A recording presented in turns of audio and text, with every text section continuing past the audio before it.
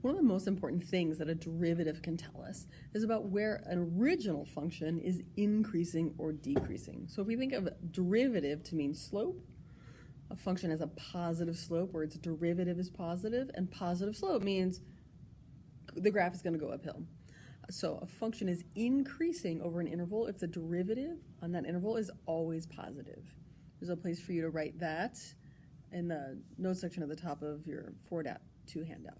Similarly, a function is decreasing over an interval if the derivative on that interval is negative.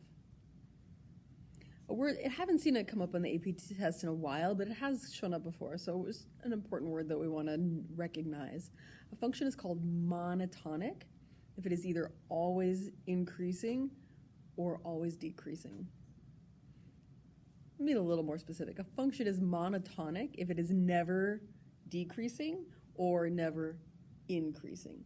So a function is monotonic if it's decreasing most of the time, except maybe it flattens out some places. So it's okay for it to flatten out. It just can't ever go back uphill, decreasing or not increasing, or going uphill but maybe flattened out in some places.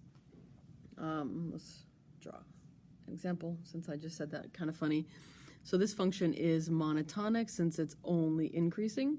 This function is also monotonic. It is decreasing. It might flatten out for a while. It's not ever going back up.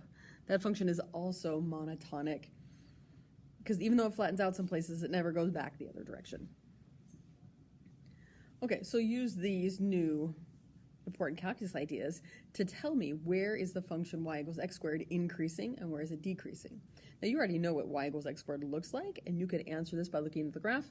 We're just practicing using this new calculus so that we can use it on more complicated examples in the future. So if I want to know where a function is increasing, I want to find out where its derivative is positive. So I'm going to start by finding y prime. Y is going to be increasing where y prime, or where dy dx, is greater than 0. So the derivative of x squared is 2x. I want x to be 0. I can imagine dividing both sides by 2. I'm trying to isolate the x. And I get this. It's a solution to an inequality. It also happens to be a domain statement. So this is a good final answer. Y equals x squared is increasing wherever x is greater than 0. X is greater than 0. So if you're asked to justify your reasoning, this is the justification you'd write. I would say f of x, sorry, I didn't call it f of x at the beginning. I shouldn't call it f of x now. I would call it y equals x squared is increasing on 0 to infinity, or for x is greater than 0. Either one is fine, because f prime of x is positive on that interval. So similarly, where is f of x decreasing? We're going to solve the inequality y prime, or dy dx, is less than 0. So I'm going to find my dy dx is still 2x. I want to know where it's less than 0. So I would say, again, this function's correct name is y equals x squared is decreasing on the interval negative infinity to 0, or y equals x squared is decreasing when x is less than 0, because f prime of x is less than 0 on that interval. Okay, so here's where an important algebra 2 or precalculus algebra process we have to remember. We are going to sometimes have a derivative that is polynomial with degree more than 1. So we're going to have to remember how to solve inequalities that have degree 2 or higher. So I have a new function, y is x cubed plus 3x squared minus 45x. I want to know where it's increasing. I want to know where it's decreasing.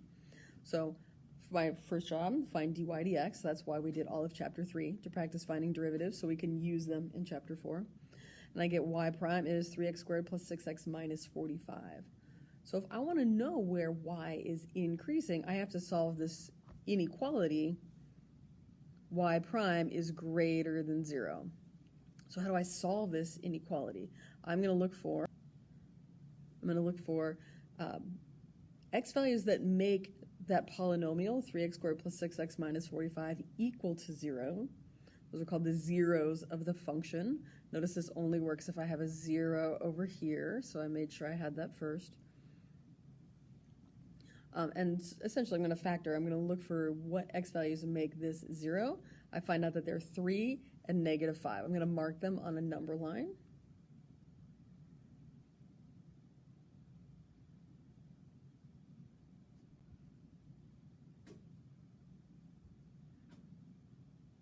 This is what I do. So on a number line, order matters, right? So I'm going to have my positive 3 here and my negative 5 here.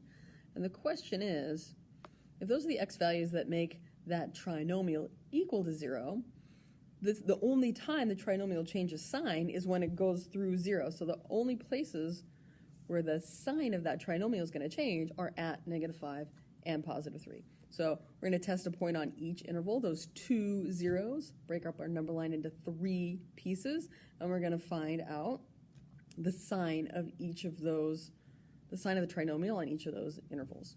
So I'm going to test a point. I might test negative 6.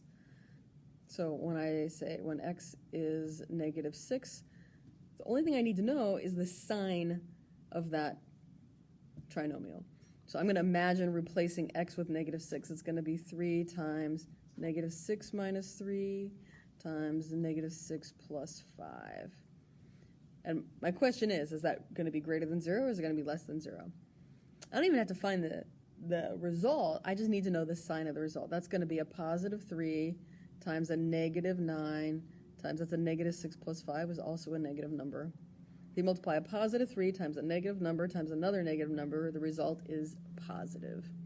That tells me that no matter which x value I pick that is to the left of negative 5, my results are going to be positive. Now I'm going to test somewhere in that middle section of the number line. An easy one here is 0. So I'm going to change colors. So you know I'm testing in a different section. And x equals 0. That's going to be 3 times. Imagine this is going to be 0 minus 3 and 0. That's a 0. 0 plus 5. So that's going to be 3 times a negative number times a positive number. When I multiply a negative number with a positive number, the result is negative. And pick a third color because I need to test a third interval. What if I test x is something bigger than 3? So try 4. I'm going to get 3 times 4 minus 3 and 4 plus 5. That's going to be a positive 3 times a positive number times another positive number. I'm just going to make a positive result. So how do I take this and turn it into an answer? So turns out this gives me a pretty good shortcut to answers to both question A and B, because now I know that for all x values that are less than 5, my derivative is positive. For all values that are greater than 3, my derivative is positive. And for all values in between negative 5 and 3, my derivative is negative. So I'm going to move this a little bit so you can see how I write that up.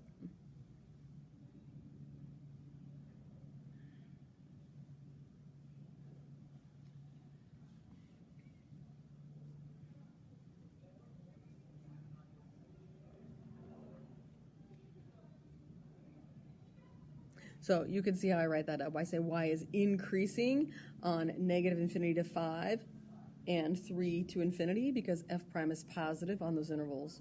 Or y is decreasing on negative 5 to 3 because f prime is negative on that interval. If you learned how to solve polynomial equations using some other technique in your Algebra 2 or your pre-calculus class, it's totally fine. You don't have to do it my way. That's how I do it. If you want more help on that, I'm happy to help out. Purple Math does a pretty good job too if you want to check an online source.